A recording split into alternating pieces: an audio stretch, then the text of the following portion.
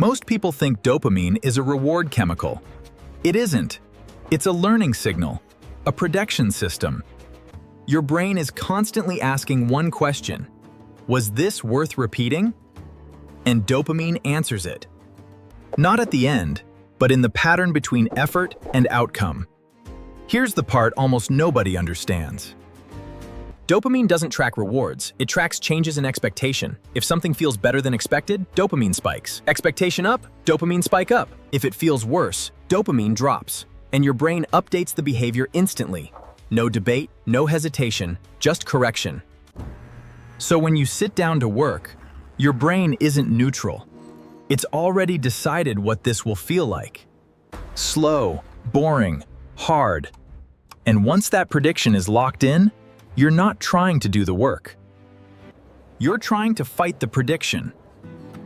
And prediction usually wins. Now here's the trap. Even if the task is easy, even if it's quick, even if it's useful, it won't feel rewarding.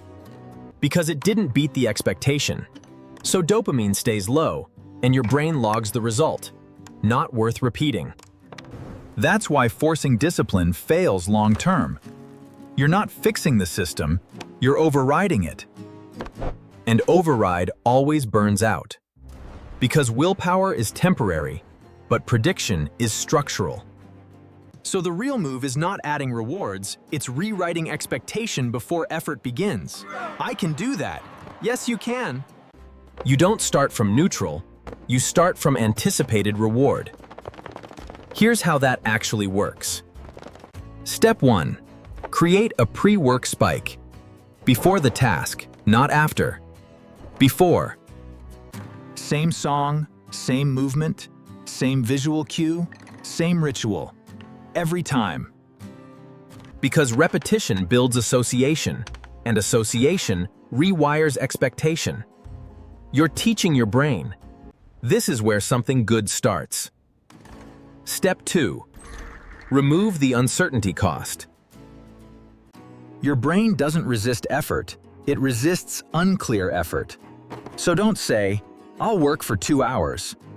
I'll open the file and write 3 lines. Small, defined, guaranteed. Now the brain predicts completion, and prediction of completion creates momentum. Step 3. Make progress impossible to ignore. Because without feedback, the brain assumes nothing is happening. No signal, no reward. So you create signals, checklists, timers, progress bars. Even visible pen movement. Every micro step becomes proof. This is working.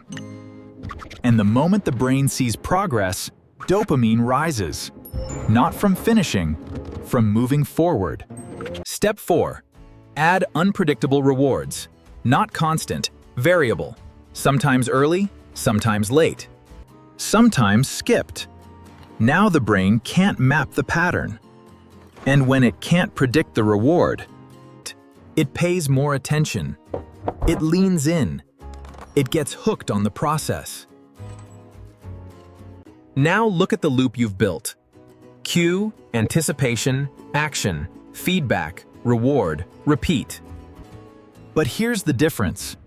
The reward isn't waiting at the end anymore. It's built into the beginning. And after enough repetitions, your brain updates the rule. Starting feels good, not finishing. Starting. That's the shift. Because once starting feels good, you don't hesitate. You don't negotiate. You don't wait for motivation. The loop runs on its own. That's why some people look obsessed. It's not discipline, it's conditioning. Their dopamine fires at the start of effort, not the end. So if you can compress everything into one line, engineer reward into the first 5 seconds. Make progress visible. Keep the reward unpredictable. Do that long enough. And hard work stops feeling like pressure. It starts feeling like gravity. Something your brain moves toward automatically, without force. without resistance, without asking you first.